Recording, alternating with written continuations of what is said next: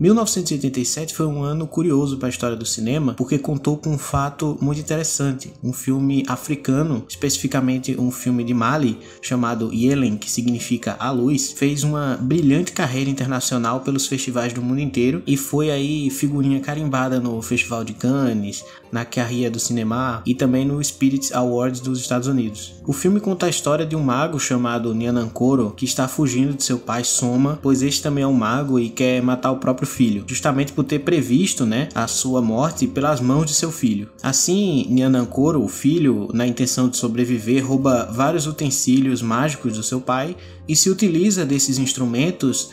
na sua fuga ao longo de várias tribos diferentes de toda a África. E por essas regiões que o garoto, o Nyankoro, vai passar, existem perigos ainda maiores que a ameaça de seu pai, como a guerra entre povos, que brigam aí pelo território um do outro. Assim, o grande mérito de Yelen é trazer os elementos clássicos da fantasia medieval, como magos, guerreiros e donzelas, para um cenário menos tradicional, especificamente no continente africano. Quer dizer, é um filme que converte essa estética tradicionalmente europeia num gigantesco poço de referências à cultura africana. O filme demonstra uma tremenda noção de que está apresentando uma fantasia não convencional. No entanto, o diretor Souleymane Cissé não se vê na obrigação de copiar os elementos mais reconhecíveis desse gênero, Muito pelo contrário, ele opta por apresentar uma mitologia desconhecida para o resto do mundo, porém fundamental na cultura do povo Mali. Com isso, a narrativa ela é muito auxiliada pelos aspectos culturais presentes na obra. Por exemplo, o fato das magias estarem muito ligadas com a natureza, com a representação dos 4 elementos,